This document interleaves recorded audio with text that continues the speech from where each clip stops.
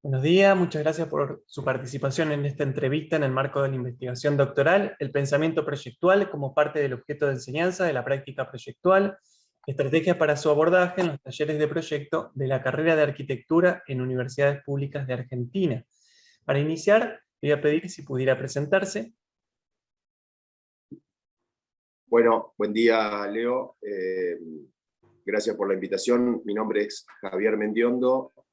Soy profesor titular del taller de Proyecto Arquitectónico 2 de la FADU UNL y profesor adjunto del taller 3 y 4 de la Cátedra Arroyo, también de la FADU. Bien, como expresa declaración sobre la posible difusión sin fines de lucro de este material, ¿autoriza o no autoriza a que esta entrevista esté disponible en una plataforma audiovisual de libre acceso como YouTube, Vimeo o similar? Sí, autorizo su publicación.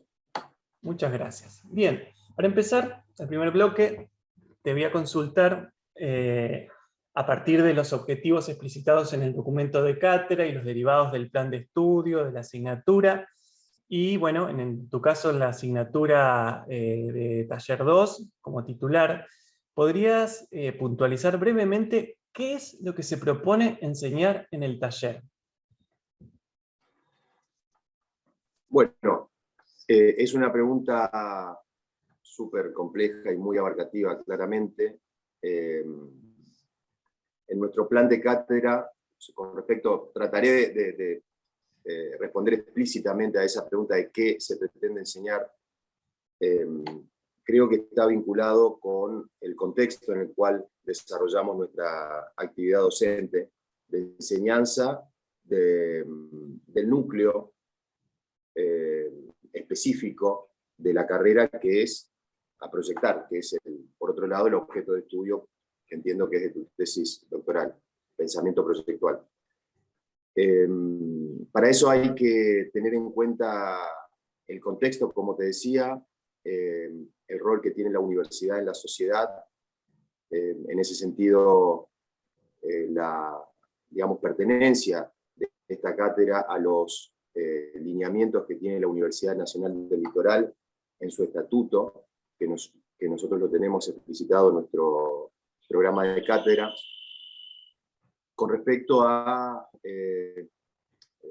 no lo voy a citar exactamente, está así en el plan de cátedra, formar mujeres y hombres libres, con una mirada integral y sobre todo comprometidos con el tiempo y con el contexto espacial de Latinoamérica, lo dice explícitamente el plan de estudio, el estatuto de la universidad, y a partir de allí identificar en ese qué enseñar.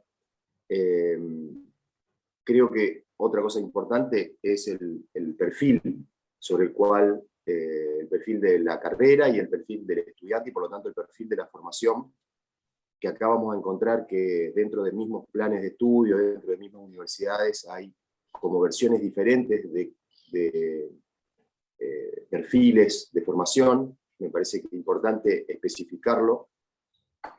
En nuestro caso, ese perfil tiene que ver con un arquitecto comprometido con su tiempo y con su espacio, y por otro lado, identificar el qué específico, y eso está en el plan de estudio, en el plan de cátedra, de nuestra cátedra, perdón, el qué específico de lo que es la enseñanza de la arquitectura, que es el proyecto. Pero inclusive el proyecto, que tiene diferentes como miradas o enfoques o abordajes, creo que hay bastantes o muchas maneras de enfocar ese qué proyectual, y en nuestro caso es un qué proyectual que tiene que ver con la vida, con el espacio y con la materia, a partir de diferentes estrategias pedagógicas que están explicitadas en nuestro plan de cátedra y que son las que aplicamos en nuestro espacio de enseñanza, aprendizaje. Bien.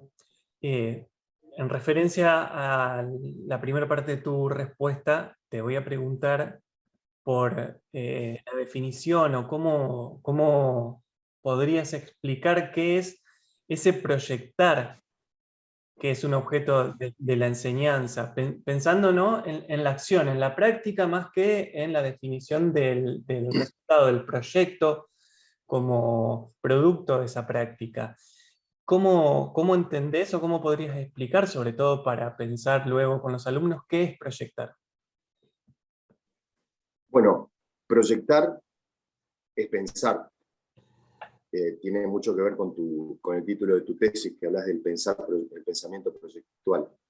Y ese es un desafío importante en el proceso formativo del estudiante, sobre todo porque el proceso de pensamiento dispara situaciones y derivaciones que son amplísimas y que van más allá de la específica manipulación del espacio, de la materia y de las condiciones de vida. Pensar es una especie de escenario amplio, de carácter holístico, en el cual el proceso proyectual o el pensamiento proyectual aporta desde la propia disciplina a una construcción más amplia de la sociedad. Nosotros desde ese punto de vista planteamos o retomamos una mirada que tiene Donald John en su libro La formación de los profesionales reflexivos, y de alguna manera enfocamos a partir de lo que plantea Donald John, que es algo específico de la formación de los en la arquitectura, disciplina antiquísima, disciplina de siglos y de milenios, que se viene reproduciendo a partir de una permanente constante, que es la de la tradición y de la innovación. Todo el tiempo la arquitectura es la misma de hace miles de años, pero a su vez distinta en cada uno de los momentos históricos en que los distintos operadores, en este caso nosotros profesores y estudiantes, de alguna manera participamos en el proceso de reconstrucción de la disciplina. El práctico reflexivo que plantea Donald John habla de aprender haciendo, pensar mientras proyectamos, y es una de las particularidades que tienen que ver con nuestra tradición, ¿sí? Que significa que, y lo dice Donald John, que a diferencia de las otras disciplinas, en la arquitectura no hay una prelación, podríamos decir, de la teoría sobre la práctica, como sucede en muchas disciplinas. Ejemplo, teoría de matemática. Primero se aprende la teoría y luego se desarrollan las prácticas o la resolución de los ejercicios. Nosotros tenemos la particularidad, que también creo que hay que administrarla con responsabilidad y con ética, porque, digamos, puede haber un uso irresponsable de este práctico reflexivo, que es la desaparición de la teoría, pero consideramos de que allí hay una forma de trabajar y nosotros lo tenemos identificado y explicitado en el plan de cátedra, y es lo que de alguna manera sucede en nuestro taller y en gran parte en la Facultad de Arquitectura.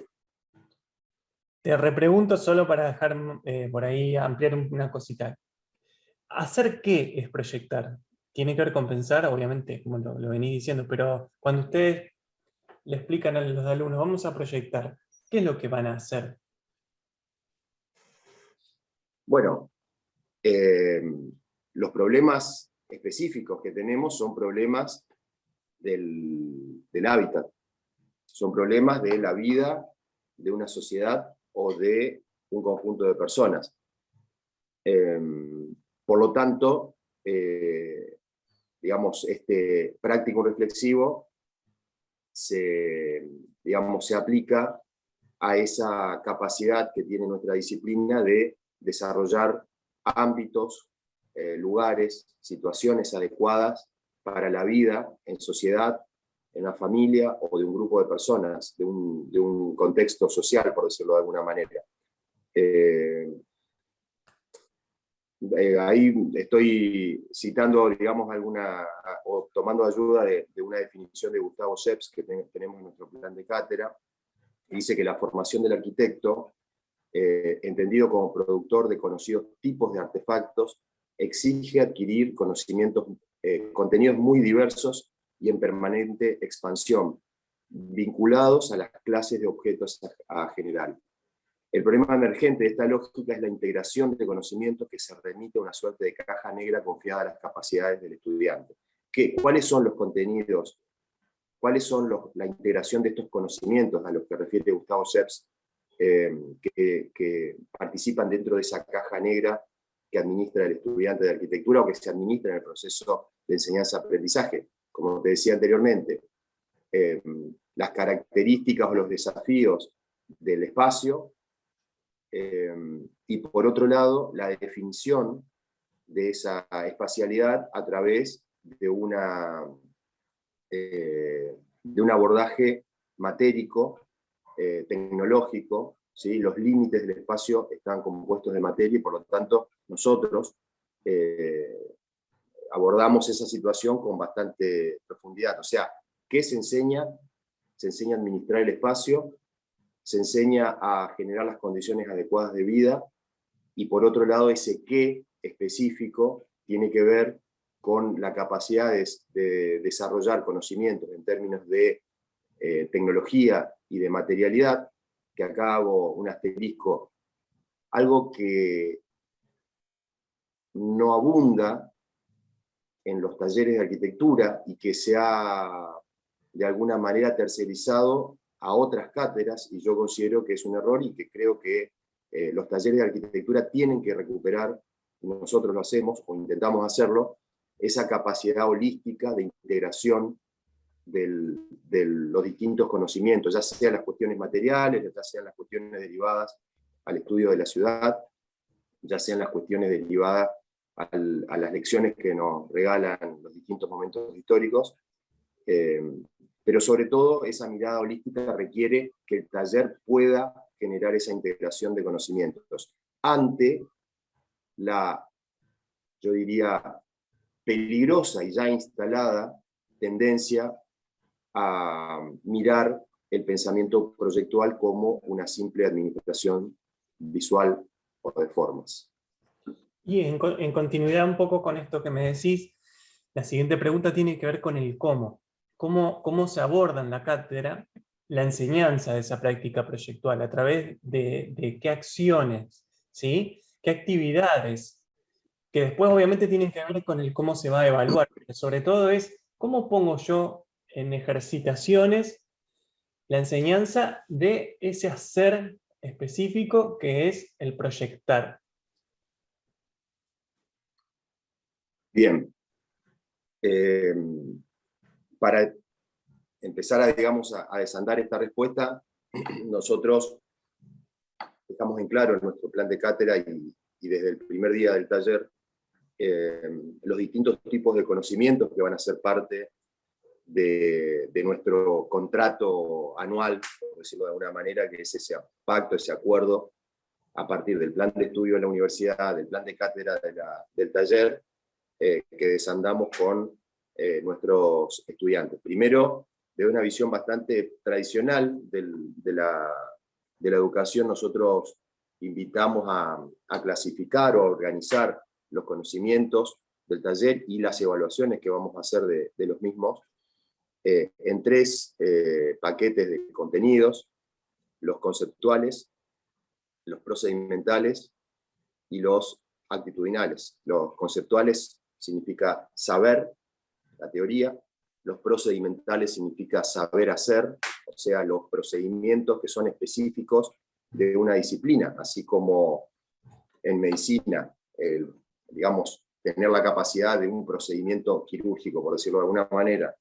En arquitectura, la disponibilidad, de esos procedimientos tiene que ver con nuestras prácticas que se desarrollan en el propio proyecto y que tienen que ver con los instrumentos, los recursos, los distintos dispositivos de manipulación de espacio y de materia, como también de narración y de comunicación de las ideas. Eso sería el saber hacer, y le damos mucho hincapié y mucha fuerza al tercer paquete de contenidos, que es los contenidos actitudinales, ser, ¿sí?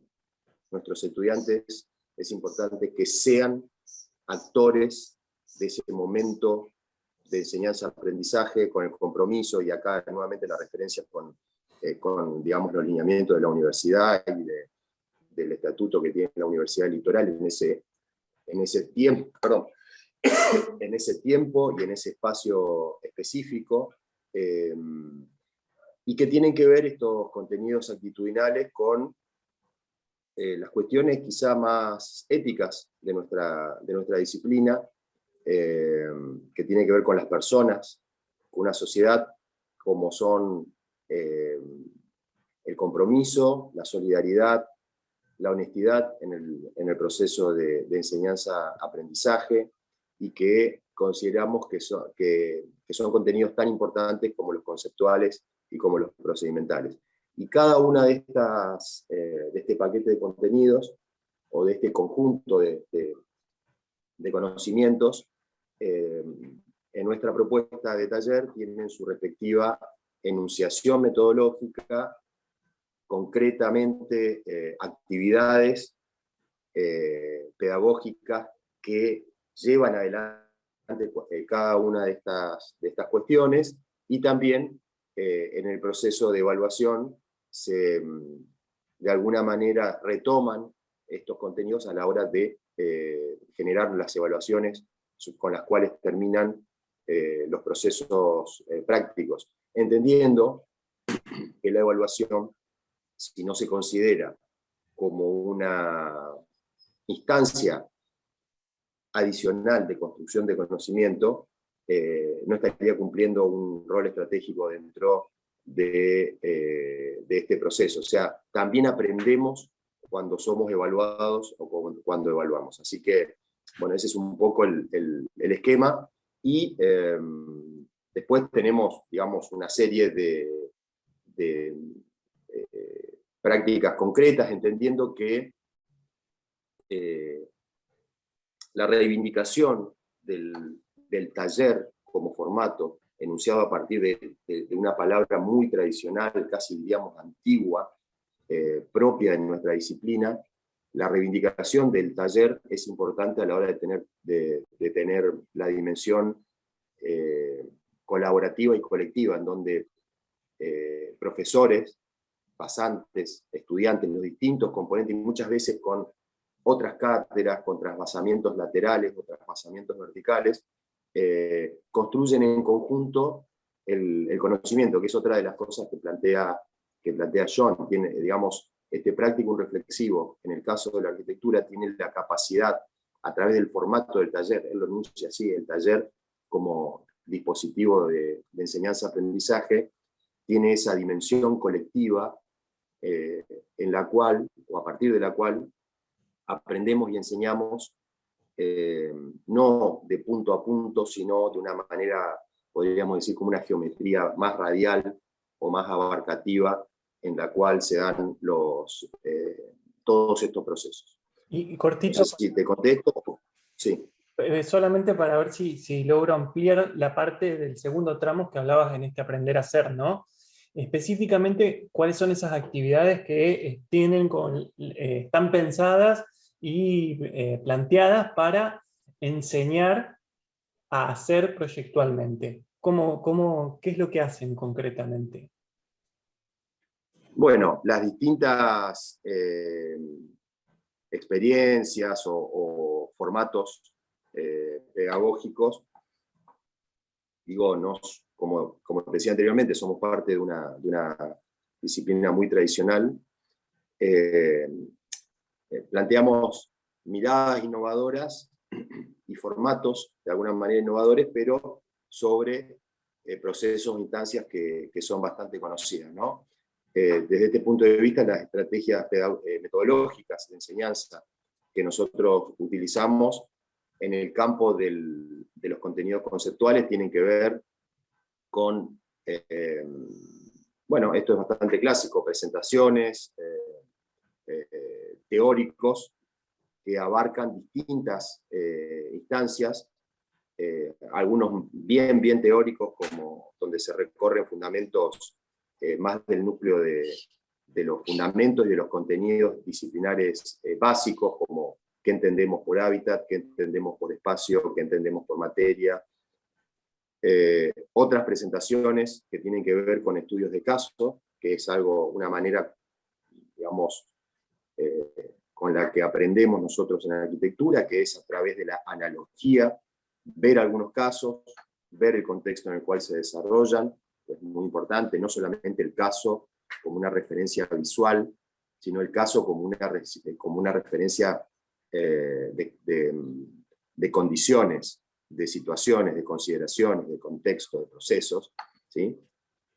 Y luego también algunas presentaciones respecto a estrategias más procedimentales, más de implementación, que tienen que ver con cómo hacemos cómo llevamos adelante estos procesos, sobre todo, algo que no dije, estamos en el ciclo básico, donde en este proceso de enseñanza de complejidad creciente, tenemos que ir, a ver cómo decirlo, tenemos que ir ganando, tenemos que ir sumando conocimientos en todos los campos de manera complementaria, y también lo tenemos que hacer en uno de los grandes desafíos que considero, enuncio y que tenemos como, no solamente como Facultad de Arquitectura, sino como tiempo histórico de enseñanza de la arquitectura, que es el desafío que tenemos hoy respecto a los procedimientos, sobre todo por la era digital, no sabemos bien cómo administrar las tradiciones o los recursos narrativos con respecto a las nuevas tecnologías. Allí hay todo un tema que también lo abordamos a través de presentaciones. Por otro lado, el proyecto, el taller, digamos, es el ecosistema en el cual se enseña un proyecto, o sea que la resolución de problemas proyectuales específicos, los trabajos prácticos proyectuales, digamos, la parte proyectual en la cual se condensan todos los problemas, inclusive ese práctico reflexivo sigue nutriéndose en todo ese proceso con instancias teóricas que van acompañando las correcciones o las revisiones que son más de índole práctica, y generalmente esta resolución de problemas proyectuales se encaminan generalmente de manera grupal, con distintas instancias colectivas, inclusive cuando los trabajos prácticos son individuales, tenemos diferentes instancias donde colabora el taller completo o colabora la comisión completa, de manera tal de una manera permanente protagonizar el proceso de enseñanza-aprendizaje a partir de una mirada colectiva. Le damos mucha importancia a las instancias de experiencia directa. Yo también quiero aclararte, Leo, de que cuando hablo de lo que hacemos, estoy hablando de un tiempo histórico muy cortito, porque este taller tiene con esta configuración 2 años de vida, o sea que este es el 3er año, con lo cual estamos hablando de una historia corta, una historia de experiencias donde todavía hay un proceso de acumulación y de reconstrucción y de ajuste, pero estas prácticas son las que están enunciadas en el plan de cátedra y las que se han implementado durante estos años, y sí, aún teniendo en cuenta esa perspectiva histórica corta, ya en estos pocos años, vamos ajustando algunas cuestiones, dándole más fuerza a algunas cosas, como pasan, esa capacidad de ajuste que tiene que tener el proceso de construcción de conocimiento. Estas instancias de experiencia directa nosotros le damos mucha importancia, y que tienen que ver con distintas instancias donde el estudiante participa de la producción de conocimiento, no mediado a través de una presentación de PowerPoint, no mediado a través de la lectura de un texto, de un libro, un artículo, no mediado a través de una búsqueda en Internet de esas referencias que son las analogías, sino también en la experiencia del cuerpo en el espacio directamente, el grupo de estudiantes, y siempre de manera colectiva, que es lo que nosotros tratamos de hacer, y tiene diferentes formatos que van desde los viajes, que, bueno, a pesar, en estos 2 años de historia que tiene el taller, sacarás la cuenta de que son los 2 años de la pandemia, y aún así hemos podido, el año pasado, si bien el primer año, en el 20, no fue totalmente virtual, apenas pudimos recuperar un poco de contacto cuerpo a cuerpo con la presencialidad en la segunda mitad del año pasado. Hemos disparado esta parte de las metodologías pedagógicas que tienen que ver con el grupo, con la cátedra discurriendo en el espacio urbano, en el espacio natural, y lo hacemos de distintas maneras. Hicimos derivas en el humedal, o sea que uno de los trabajos prácticos tenía que ver con trabajar en el río Colastiné, y esta cosa de la deriva, ¿no? Esta cosa del devenir del grupo, del cuerpo, en búsqueda de un conocimiento que está quizá ya en algún punto específico, una coordenada específica de esa deriva, pero que en el devenir, que en el recorrer, que en el avanzar, van apareciendo construcciones de conocimientos paralelas, complementarias, y que tienen que ver con la experiencia directa. Y bueno, ni que hablar lo que pasan con los viajes de estudio, que para nosotros son metodologías muy importantes. ¿Por qué? Porque se condensa en muy poco tiempo los viajes de estudio la posibilidad de construcción de conocimientos muy, muy complejos, muy amplios, y que muchas veces tienen que ver, o son difíciles de igualar sin la experiencia directa de estas características. Así que bueno, esos son un poco, y después workshops. Entendemos también que por ahí tenemos palabra que está media de moda, que no se entiende bien, pero básicamente romper las estructuras de la cátedra, mezclarnos todos por igual, romper la estructura de profesores, pasantes. Nosotros tenemos un grupo de pasantes y un rol de los pasantes muy importante, no solamente acompañando, sino participando y construyendo como verdaderos actores de la experiencia de la cátedra.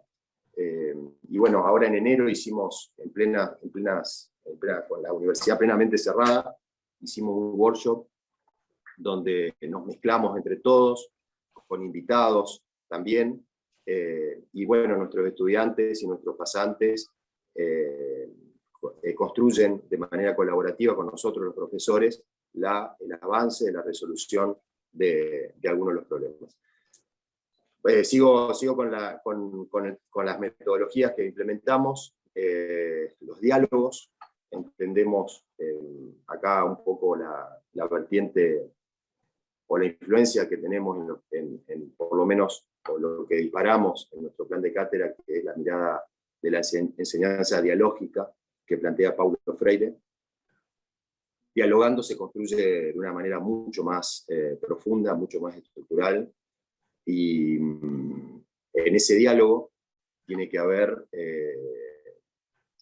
una honestidad y una generosidad. Y esos diálogos nosotros los planteamos de diferentes maneras, tratando de que la dimensión dialógica de la enseñanza se dé en cada una de estas instancias. Se puede dialogar, se puede hacer un viaje a partir del diálogo o no. Se puede hacer una presentación teórica a partir del diálogo o no. Se puede hacer una deriva por el humedal a partir del diálogo o no. Entonces, el diálogo es como una especie de pátina transversal que tratamos y eso se da realmente en la horizontalidad del taller, en la capacidad de refutar fundamentos, de volver a reconstruirlos, de romper un poquitito las jerarquías, pero además hemos hecho en el 20, en plena pandemia, con las compus, digamos, como nuestras herramientas de taller más importantes, hemos hecho un ciclo de diálogos con invitados, con profesores de afuera, porque si bien la virtualidad nos cerró algunas puertas, nos abrió otras, y eso fue parte de una un segmento importante de nuestras prácticas.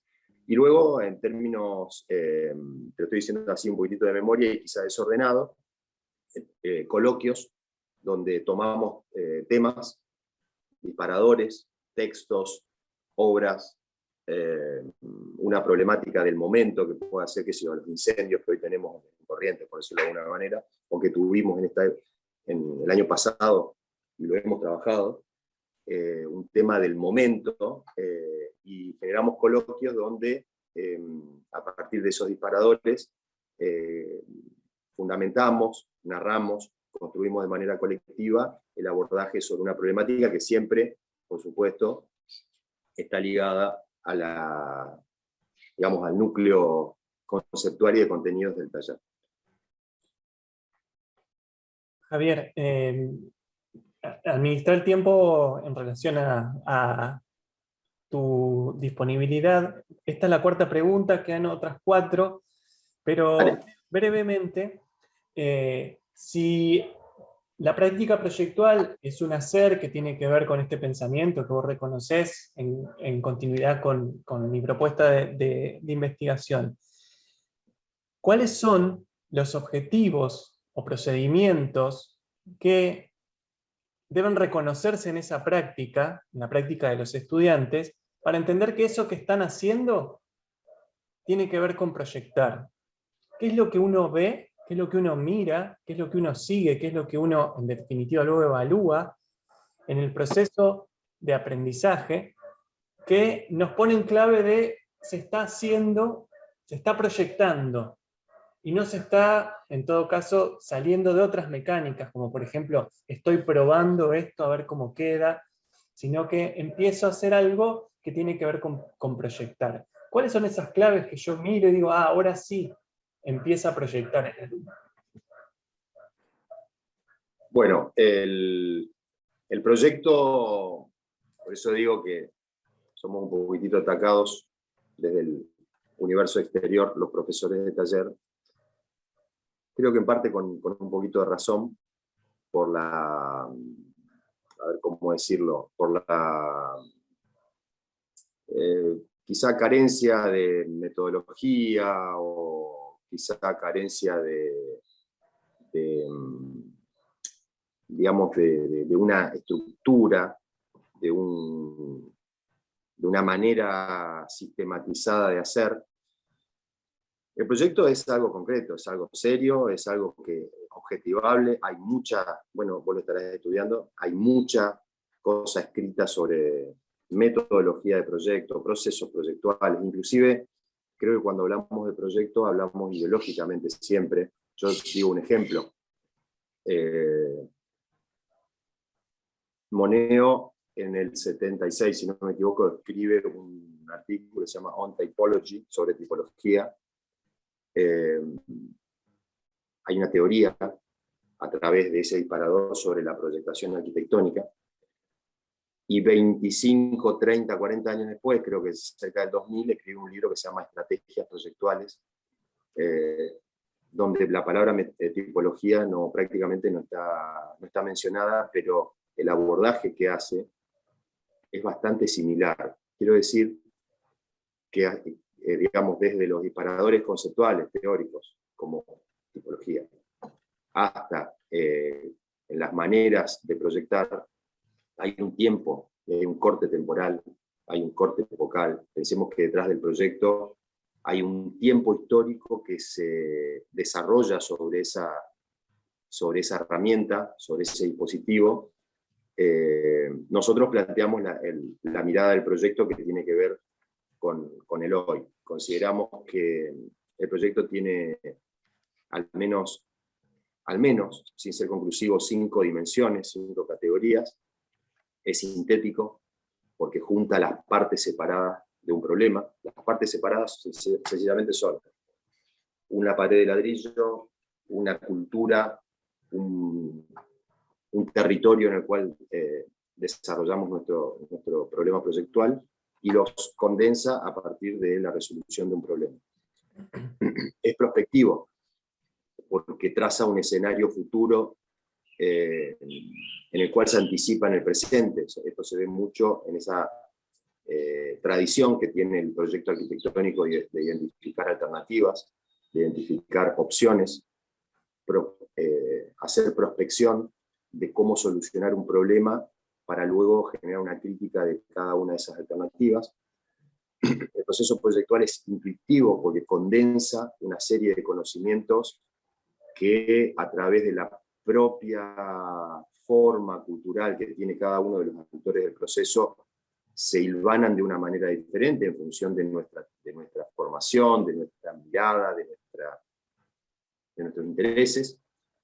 El proyecto es iterativo porque no arranca perfecto, se va construyendo, decimos que es una espiral de complejidad creciente, que a medida que va subiendo va recorriendo cada una de las partes del problema, el lugar, la tecnología, la tradición, el paisaje, la técnica constructiva, la economía, los recursos, etc.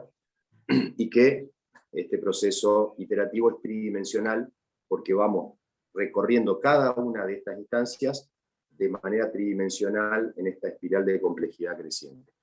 Por lo tanto, el proyecto, y también nosotros lo evaluamos de esta manera, porque lo que se denomina el proceso proyectual, para nosotros, creo que para muchos, por suerte, es tan importante como el producto proyectual, ¿sí? Sobre todo en un momento de dictadura de la imagen, podríamos decir, donde lo que...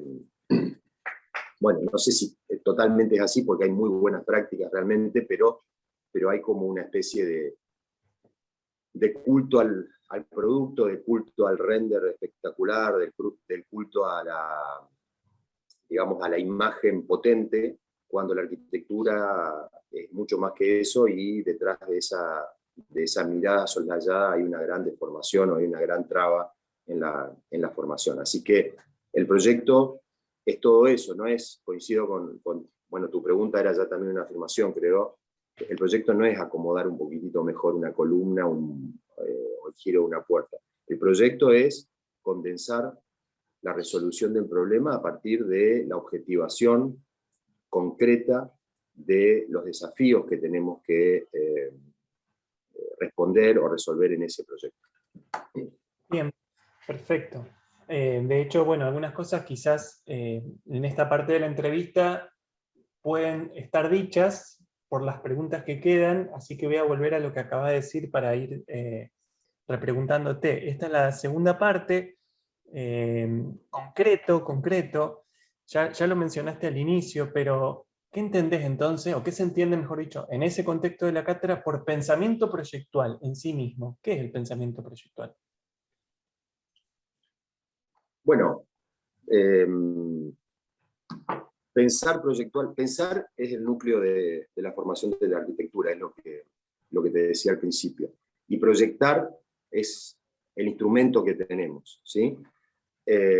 Pensar proyectualmente diría o pensamiento proyectual, es esa capacidad racional que tenemos en nuestra disciplina de solucionar los problemas de un tiempo y de una época, que son variables, tanto el tiempo como el recorte histórico, como, sí, un tiempo y un lugar, perdón, un tiempo y lugar, son condiciones necesarias. Entender nuestro momento histórico y entender el lugar donde producimos nuestras soluciones proyectuales, es importante entenderlas y protagonizarlas, y por lo tanto pensar proyectualmente significa ese dispositivo de abordaje holístico a través del cual solucionamos un problema concreto que nuestra sociedad nos pide, que nuestra sociedad nos ha depositado, y que es el rol que tenemos, acá entramos en una dimensión un poquito más ética, es el rol que tenemos los arquitectos dentro de este tiempo histórico que nos toca vivir, en este lugar concreto que nos toca vivir. Javier, quizás las respuestas de la próxima pregunta ya están dadas, pero como vos acabás de dar una serie de definiciones sobre el proyecto, te pregunto para confirmar. Estas definiciones que diste de sintético, prospectivo, intuitivo, interactivo y tridimensional, ¿podrían ser las claves conceptuales que describen entonces ese pensamiento proyectual, los rasgos o características que tienen que ver con una manera de ser utilizadas para reflexionar y que además, presentado de esta manera, serían como claves para que los estudiantes entiendan hacia dónde va la formación. ¿Deberían darse estas cosas? ¿Es así? ¿Lo entiendo bien? Sí, es así, pero y también agrego que el desafío es que en la facultad aprendemos a hacer estas cosas. O sea, el pensamiento proyectual o estas dimensiones del proyecto no es una herencia que nos viene dada, sino que es el propio núcleo de enseñanza-aprendizaje. O sea, tenemos que aprender a ser intuitivos, tenemos que aprender a desarrollar un proyecto de manera tridimensional, tenemos que aprender a hacer perspectivas, o sea, a entender que el proyecto no nace como una idea, sino que se va construyendo a través del análisis de diferentes opciones. O sea que es así, y el desafío es cómo lo hacemos, sobre todo en el ciclo básico, ¿no? Que es allí un desafío de construcción iniciática, todo es casi de cero. Una vez, yo también te he escuchado anteriormente, de hecho que compartimos espacios pedagógicos, ¿no? Te he escuchado hablar de estas cuestiones y yo venía manejando algunas claves y, por ejemplo, el aporte de iterativo es algo que no lo había pensado de esa manera. En todo este tiempo, en revisar constantemente, digamos, ¿te aparece alguna otra además de estas claves? ¿O básicamente te parece que es un pool que ya resuelve mayoritariamente? Porque viste que a veces aparecen como, esto también podría ser, sobre todo porque la pregunta tenía que ver con esto, cuáles son las claves conceptuales. ¿Son solo estas? ¿Alguna más que te haya surgido en otro momento? Como solo en la oportunidad No, para yo ampliarlo, creo ¿no? que somos lo que pensamos desde hace un tiempo, mientras vamos cambiando este pensamiento todo el tiempo. Sí, sí, por eso digo que son dimensiones no conclusivas, son Bien. dimensiones que nos ayudan a abordar un problema. Creo que están vigentes. Eso no lo vas a encontrar, esas 5 dimensiones no las vas a encontrar juntas en ningún lugar, sino que es algo que yo en algún momento de mi vida he ido sacando un poquitito de las diferentes cosas que he leído, que me han servido para llevar adelante un poco esta y además, ¿cómo decirlo? En mi caso, y lo digo con total, digamos, honestidad y respeto, yo soy un operador del proyecto. O sea, desarrollo mi actividad docente al mismo tiempo que me voy peleando con el proyecto. O sea, el proyecto es un dispositivo con el cual también yo tengo mis conflictos, yo tengo mis intereses, y uno también va aprendiendo de la propia práctica. Yo creo que también es interesante, y acá lo quiero decir con total énfasis, no creo que todos los docentes de una facultad de arquitectura tengan que ser proyectistas o arquitectos digamos, de cal en los zapatos, como se dice habitualmente, pero estoy seguro que una facultad de arquitectura no puede existir sin la presencia al menos de docentes de taller que a su vez desarrollen su vida real a través de los conflictos del propio proyecto sobre el cual trabajan cotidianamente. Eso lo dice Donald John, ese es el rol del tutor. ¿Sí? Dice, el tutor es alguien que despierta el interés del estudiante a partir de la propia experiencia que tiene en la manipulación de la disciplina. Entonces allí hay como una especie de sinergia que se da, y bueno, y ese es mi caso, o sea, ese es mi caso. Javier, quedan dos preguntitas, la última un poquitito más abarcativa, pero esta tiene que ver con el cierre de lo anterior, ¿no? Si estas son las consideraciones que vos tenés para la enseñanza, te pregunto, parece una novedad, pero a veces no lo es. ¿Considerás que es posible entonces enseñar a pensar proyectualmente? Sí, sin dudas. Perfecto. Sin dudas. Muy bien. Y bueno, para cerrar... Y recordemos, sí. acá lo voy a también a traer un poquitito a Paulo Freire, una frase que está muy mal mal usada y abusada. Porque también quiero decir de que nosotros, los docentes, aprendemos, ¿no? Yo aprendo, yo creo que me nutro tanto como docente de la experiencia de enseñanza-aprendizaje como nuestros estudiantes lo hacen de ese mismo proceso. En esta postura que tiene Freire de la educación como diálogo, de la dimensión dialógica de la educación, tiene esa frase, digamos que nosotros la tenemos un poco como lema en el taller, que dice: todos sabemos algo, todos aprendemos algo, todos sabemos algo, todos ignoramos algo, y por eso aprendemos siempre. O sea que esa dimensión colectiva es la que garantiza, podríamos decir, el objetivo de que esa enseñanza, aprendizaje del pensamiento proyectual, digo, también proyecto, dimensión proyectual, proyectualidad. Yo recuerdo que alguna vez hablamos sobre cómo lo estabas abordando vos conceptualmente. Digamos, ahí también hay un tiempo histórico que está tallando sobre la enunciación, ¿no? Algo parecido a lo que te comenté recién de Moneo, de cómo con 40 años de diferencia habla de la misma manera con palabras diferentes, de las mismas cosas con palabras diferentes, o con abordajes conceptuales diferentes. Creo que este pensamiento proyectual es, podríamos decir, y creo que es muy pertinente, digamos, cómo lo abordás, por lo menos en el título de tu tesis, es un poco la marca o el signo de un tiempo, de una época en la cual estamos transcurriendo ahora, de cómo se enseña y se aprende arquitectura, ¿no? Esto de que la arquitectura se aprende pensando es una línea ideológica y es un momento histórico donde esa línea ideológica es protagonizada, es aceptada y, bueno, de hecho tiene derivaciones como una tesis doctoral como la que estás haciendo. Exactamente. Un poco es el contexto en el cual surge el trabajo.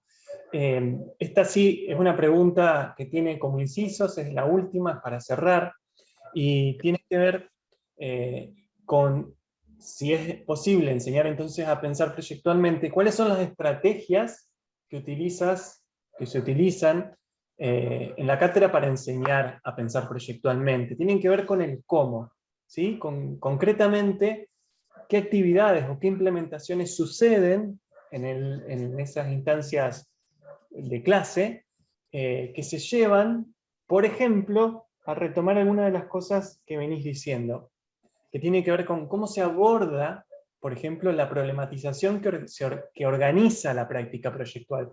¿Cómo hago yo para que el estudiante problematice? Bueno, es un gran desafío, ¿no? Un gran desafío, una pregunta son 6 o 7 sencilla, pero citas del mismo tipo para que sepas también cuánto te cuesta. yo te diría, Cortitas. con varias, diría, la garantía de todo esto es el diálogo, la construcción colectiva. El error que por ahí cometemos los profesores de arquitectura es pararnos sobre el poder del espacio que nos toca en el proceso y bajar verdades absolutas. Creo que, no, estoy seguro de eso, estoy seguro. Se construye o se avanza en ese pensamiento proyectual de una manera más virtuosa cuando hay diálogo, inclusive cuando nosotros mismos como docentes enunciamos nuestras dudas, enunciamos los límites las limitaciones que pueden tener nuestras enunciaciones, e invitamos a nuestros estudiantes y a todos los componentes de la cátedra a desafiar esos lugares de poder. Yo creo que el riesgo que tenemos los docentes es el abuso de poder a través de la jerarquía que tenemos, pero no solamente de la jerarquía formal, sino del poder que tiene un docente a la hora de enunciar un contenido, una verdad, y creo que, digamos, si no está acompañado del diálogo, como lo plantea Paulo Freire, este diálogo libera, dice Paulo Freire, el diálogo construye, digamos, un conocimiento mucho más complejo. Así que eso lo planteo seguramente. Javier, uno de los puntos iniciales que referiste recién tiene que ver con lo sintético, ¿no? ¿Cómo se fomenta la posibilidad entonces de realizar integración de variables, tratando de tender a esa síntesis. ¿Qué es lo que pongo en discusión? Bueno, primero, para ser sintético tiene que haber muchos elementos.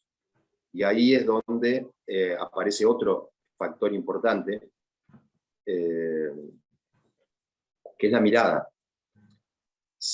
Yo podríamos decir que si a todo lo que dijimos anteriormente tachamos la palabra pensar y ponemos la palabra mirar, tachamos pensamiento y ponemos mirada, son prácticamente las mismas definiciones, por lo menos desde nuestra posición. Esa mirada es de alguna manera un pensamiento, o es un proceso que dispara el pensamiento, sobre todo porque mirar significa entender todas las variables de un problema, sobre todo porque cuando no miramos, no registramos, no acumulamos adecuadamente, seguramente ponemos digamos, la práctica esta de enseñanza y aprendizaje en un lugar de confort, en un lugar de comodidad, pero con una limitación objetiva de que el abordaje que estamos desarrollando es estructural, es fundamental. Entonces mirar es una crítica también, ¿no? ¿Cómo? Lo estás diciendo en el sentido de que estoy mirando para ver más y poder ser crítico, pues no es solo mirar. Totalmente, pero y volviendo a la pregunta, para ser sintético hay que tener muchos elementos. ¿Sí? Ser sintético no es minimizar un problema o dejar de mirar algo para ir solamente a una síntesis. Acá digo, nosotros que somos bastante... ¿Y cómo hace para que el alumno haga? No, te digo esto simplemente. Nosotros que somos, y en la facultad en general, pues yo soy producto de esa tradición y soy protagonista de esa tradición, hay que tener cuidado con el rol que se le da a la idea como agente sintético del proyecto, porque es, digamos, un lugar común, es un lugar donde todos nos sentimos cómodos en la enseñanza, esa dimensión idealista que tiene el proyecto de arquitectura, y atención que detrás de esa dimensión idealista puede haber una carencia de síntesis por la eliminación de los componentes de un problema, ¿no? No sé si se alcanza a entender. Para ser sintético, lo primero que hay que hacer es conocer la profundidad y la complejidad de los componentes de un problema. Cuando tenemos todos los componentes de un problema, realmente podemos llegar a un proceso de síntesis. No sé si se entiende. No es la síntesis, la eliminación de todo el entorno, de todo el contexto para optar, como en un menú de un restaurante, por una definición, hoy como espaguetis, y mi proyecto es hoy como espaguetis, y dejé de lado todo lo que hay alrededor. ¿Qué es lo que hay alrededor? ¿Qué es toda esa información, digamos, estratégica, que luego requiere una síntesis? Lo que decíamos, los componentes del problema proyectual, el contexto, la economía, la tradición cultural, los materiales, digamos, el momento histórico. Si no conocemos, y esto es realmente muy importante, detonar la enseñanza de ese conocimiento desde un arranque, porque creo que hay un déficit en la formación de la Facultad de Arquitectura, en ver la dimensión holística de los componentes o de los elementos del problema que administramos en un proyecto, hacia la síntesis falsa, ¿sí? O la falsedad sintética de que las formas arquitectónicas enunciadas a través de una idea, no corroborada por inexistencia de todos los elementos del problema, son los que rigen la resolución del proyecto. Yo voy a hacer una interpretación, no suelo hacerla en esta instancia, pero me parece que lo que estás respondiendo es la primera parte de la estrategia para el tema de poder hacer integración de variables es poder presentar y hacer un trabajo en donde se puedan reconocer múltiples variables y no algunas que me convienen. Y la segunda, creo que a lo mejor la respuesta está en la primera parte que dijiste, el diálogo, ¿no?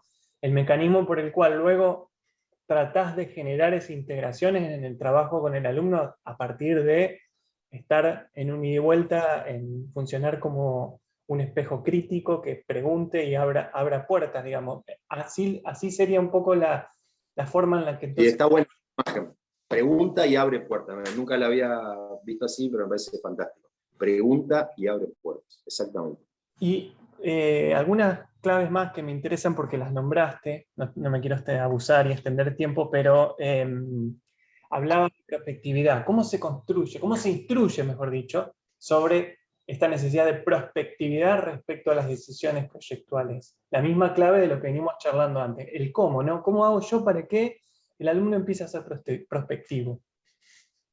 Bueno, ser prospectivo es analizar escenarios posibles. Nosotros tenemos, como dijimos, para ser sintético tenemos que tener muchos elementos previamente, y todos esos elementos tienen diferentes formas de confluencia a la hora de solucionar un problema. Es la famosa lámina de alternativa, ¿no? O panel de alternativa, que resumido así parece poco, pero es identificar diferentes maneras de juntar todas las resoluciones posibles de un problema. Y a partir de allí, empezar ese camino proyectual, ¿no? Porque acá es donde la disciplina se vuelve fantástica, ¿no? Porque si lo comparamos con la matemática, si lo comparamos con, qué sé yo, con la medicina, imaginemos un médico optando entre 5 posibilidades de hacer probando 5 maneras ahí sobre el cuerpo de hacer una cirugía. Y la verdad es que no se puede, porque hay algo malo que sucede allí. Nosotros sí lo podemos hacer, y podemos, en esa construcción de escenarios posibles, generar una autocrítica sobre el propio proyecto. Podemos identificar virtudes y conflictos que hay en la propuesta A, en la propuesta B, en la propuesta C, sobre todo porque cada una de estos escenarios prospectivos administran las distintas variables del proyecto de una manera diferente, ¿sí? Y me parece muy importante, sobre todo para en esta, podríamos decir, en esta carrera que tenemos contra las ideas sin fundamentos, que muchas veces es lo que vemos en los talleres de arquitectura. Profe, voy a hacer un edificio transparente. ¿Por qué? Porque de mi campo semántico la palabra más grande era transparencia. Digo, ¿y dónde está el lugar? ¿Y dónde está el contexto? ¿Y dónde está la tecnología? ¿Y dónde está el usuario? Entonces me parece que esa dimensión prospectiva del proyecto genera esa especie de fuerza motriz inicial donde el proyecto empieza a vivir, ¿sí? Porque va sobreviviendo. Algunos hablan de que hay como una especie de supervivencia de los dispositivos o de las ideas dentro del proyecto, o sea, van luchando diferentes alternativas, y muchas veces en esta complejidad tridimensional que tiene el proyecto, a veces volvemos a un par de instancias anteriores a recuperar algo que habíamos abandonado. Hay un tema realmente interesante allí, inclusive hay algunos, qué sé yo, lo he escuchado a Gerardo Caballero, que en un diálogo que tuvimos cuando hablábamos de las ideas, decía, el proyecto no nace hasta que la idea no muere. O sea, es muy importante tener una especie de escenario de ideas, pero luego el proyecto se tiene que encargar de ponerlas en caja, por decirlo, a esa idea, y ponerla en crisis. ¿Qué pasa con esto? ¿Cómo lo pagamos? ¿Cómo lo construimos? ¿Cómo relacionamos este dispositivo espacial con su entorno urbano o con su entorno paisajístico? Y allí, digamos, el escenario prospectivo va abriendo diferentes alternativas de respuesta a cada una de estas preguntas. En esa relación de prospectividad y de escenarios posibles, a ver si interpreto la siguiente pregunta, quizás ya la respondiste, ¿no? Pero también hay un proceso que tiende a definir algo como algo único, esa convergencia, lo que podríamos definir el proyecto, que cada proyecto y en cada mano y en cada pensar puede ser distinto con los mismos problemas, ¿no? Pero hay una convergencia hacia algo.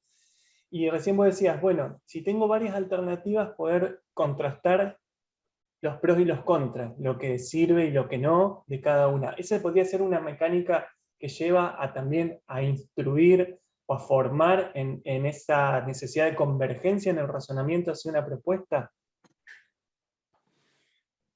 Sí, sí, sí, sin duda.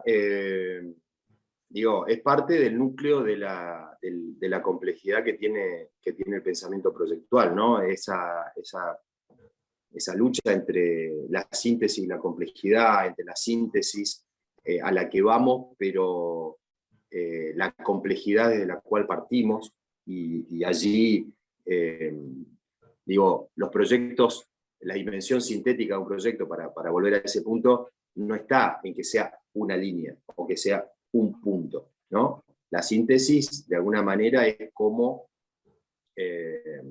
ordenar a partir de las intenciones, a partir de los objetivos que tenemos, cómo ordenar los distintos componentes que tiene o las distintas dimensiones que tiene el proyecto.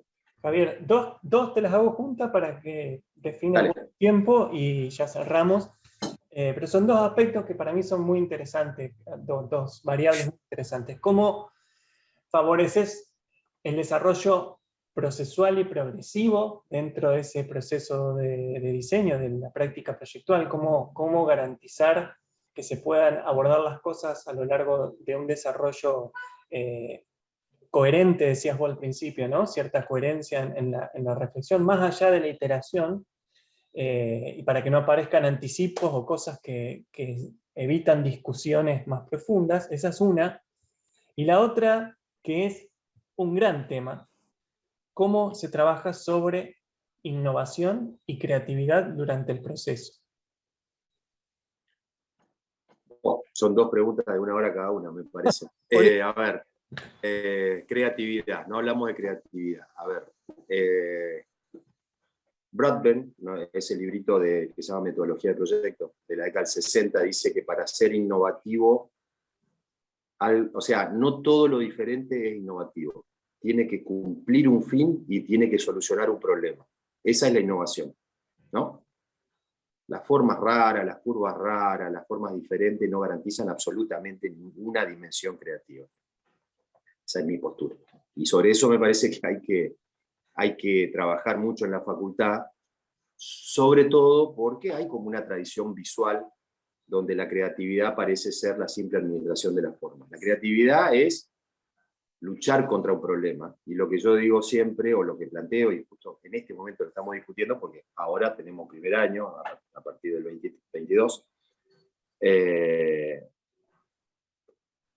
para ser creativos e innovativos tenemos que solucionar un problema específico, no hacer formas raras o hacer dispositivos extraños, otros.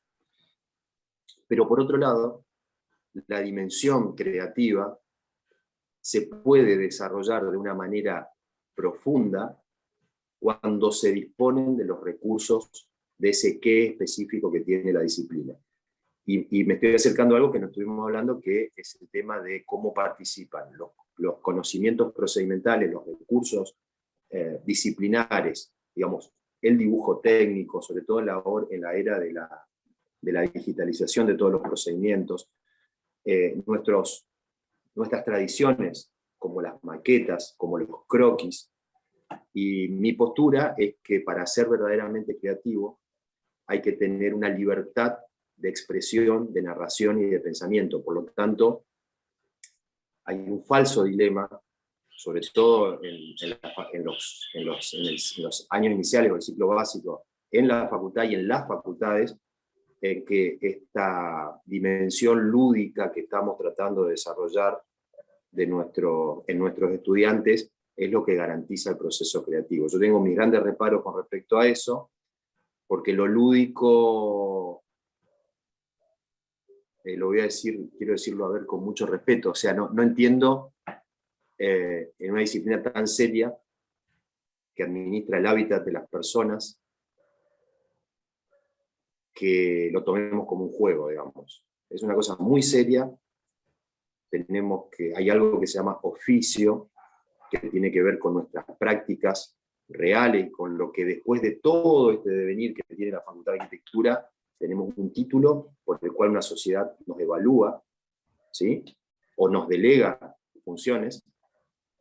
Entonces considero que esa verdadera creatividad, y lo voy a decir así, concretamente, depende en gran medida de un verdadero manejo y gestión del oficio de la disciplina.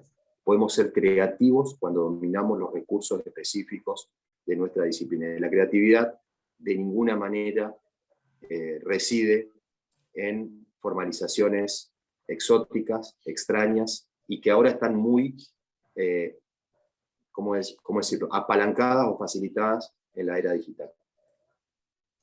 Y la primera pregunta de las dos no me acuerdo, así que si querés, pasámela de nuevo. ¿Cómo trabajar para que en este proceso de aprendizaje, de aprender a proyectar, los desarrollos tengan que ver con la noción de proceso y con la progresividad en la complejidad de los abordajes, ¿no? Para no empezar, como se puede empezar quizás con una prefiguración definitiva, pero que hay decisiones o reflexiones, cuando vos decías detenerse a mirar todas las variables, es necesario para iniciar. ¿Cómo hago para formar también en esta cuestión, ¿no? De que es necesario recorrer un camino de ciertas formas, para no reducirlo, pero camino al fin, y que eso implica llevar adelante un proceso proyectual? ¿Cómo instruyo eso con los estudiantes, sobre todo, ¿no? Primero objetivando el tema, me parece, diciendo el primer día, en ese contrasto que nos dura un año con los estudiantes, qué o cuál es la línea o cuál es la propuesta que va a hacer el taller con respecto a este dilema entre proyecto y proceso, cuál es la posición que tenemos, cuáles son las prácticas que van a favorecer el proceso proyectual, y no solamente la existencia a veces inmadurada de los productos o de las formas, como dijiste. Y por otro lado, ese contrato se perfecciona con la evaluación. Si decimos que vamos a garantizar o vamos a favorecer el proceso, pero luego después evaluamos renders espectaculares, no funciona. Entonces, en la evaluación se cierra, digamos, un poco el círculo que inicia el primer día de clases, cuando decimos que nos interesa de la misma manera el proceso, porque el proceso, por otro lado, es lo que te garantiza el aprendizaje del pensamiento. El desarrollo final de un producto tiene distintas consideraciones que a veces son de muy difícil evaluación. Hablemos de cosas concretas. Esa duda que a veces se nos presenta cuando nuestros estudiantes traen a una entrega algo que no desarrollaron durante el año. Lo hemos hablado, hemos compartido estas dudas, pero que se siguen repitiendo, ¿no? Y queda tan claro cuando uno objetiva el modo y la metodología de trabajo, que si al final de todo el camino aparece algo que no estuvo antes, claramente en la evaluación eso salta y queda objetivado. Entonces, me parece que el diálogo, la sinceridad, poner sobre la mesa desde el primer día el rol que se le va a dar al proceso. Yo digo, ese pensamiento está garantizado en el proceso. El producto final, una entrega final, un render espectacular, digamos, es la resultante de una serie de variables que a veces no están garantizadas en el pensamiento previo, en el proceso. O sea que yo diría en ese sentido, Leo, que objetivando con honestidad y con diálogo el rol que tiene ese camino procesual, bueno, esa instancia queda saldada y todos tenemos en claro lo que estamos haciendo. Bueno, Javier, muchas gracias por tu participación. Hasta aquí el registro grabado de la entrevista.